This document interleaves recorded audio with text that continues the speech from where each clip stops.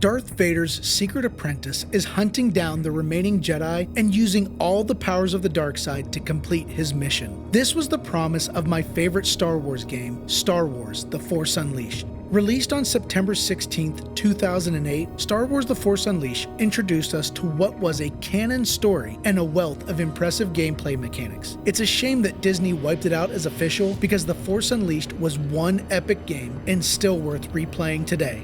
Welcome back to No Time Gamer. Tell us in the comments which Star Wars game is your all-time favorite. When Star Wars: The Force Unleashed was released, the biggest selling points were the Euphoria AI and the digital molecular matter physics engine. Euphoria was created to give the enemies a propensity for survival. Stormtroopers not only tried to kill you, but they tried to stay alive as well. They would hide behind objects in the world and even try to hold on for dear life when you'd grab them with the Force. The DMM engine was implemented to give physical objects realistic behavior. Now, we've seen some great advances since 2008, but this physics engine holds up pretty well today. Metal deforms like metal, glass shatters in unique ways, and wood bends before splintering. The combination of these two systems mixed with the Havoc's physics engine and other IL&M tech made for a gameplay experience where you love to experiment with the world and how to dispatch your enemies. Since Industrial Light and Magic was fully involved in Star Wars: The Force Unleashed, characters, weapons, vehicles, and worlds are distinctly Star Wars. And the story was perfect for the era between the prequels and the OG Trilogy. A handful of Jedi had survived Order 66, and Darth Vader has commissioned his secret apprentice to finish the deed. Once Starkiller kills the last Jedi, Vader plans to use his young student to overthrow the Emperor. But as Starkiller completes his mission, the new reign of the Empire and the methods of his master don't sit well with him.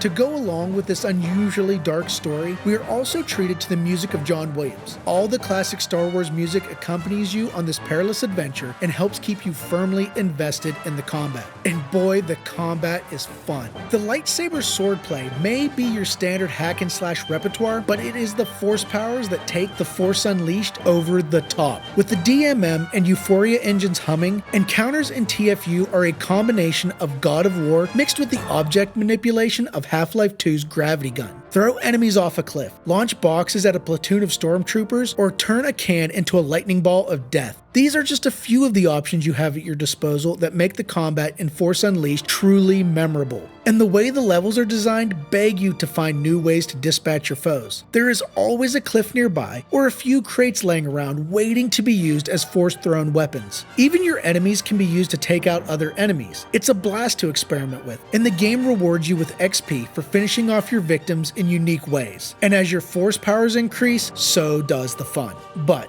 there is a dark side to this game. There are two main issues that drag the Force Unleashed down in the back half of the game. First, you'll revisit 3 of the worlds from earlier in the game: Felucia, Kashyyyk, and Raxus Prime. While the new visits bring new enemies and tweaks to the levels, the reused settings feel less interesting the second time around. The second issue is a very video gamey complaint. As Starkiller becomes more powerful, the developers had to find new ways to increase the difficulty. Instead of more enemies, most likely because of technical limitations, new enemy types are added that counter certain Force powers. While it's understood that had to happen from a gameplay standpoint, it feels broken within the Star Wars universe. Also, having enemies that take away the best aspect of the game, your amazing Force powers, feels like the wrong choice. Just as you are getting exponentially stronger in the Force, the game limits those powers and it dampens the fun. Even with these minor gripes, The Force Unleashed is an amazing game. The story is dark and interesting, and the combat is a blast to play. It really is a shame that it was tossed as Star Wars canon, because I find it an even more compelling story than the tale in Jedi Fallen Order. If you enjoy Star Wars and want to reminisce in the pre-Disney days of the franchise, The Force Unleashed is the perfect way to scratch that itch, and is still a great game today. It really is time well spent. As for Star Wars gamers in 2008, we got to control the true power of Lord Vader well before the amazing hall fight of Rogue One.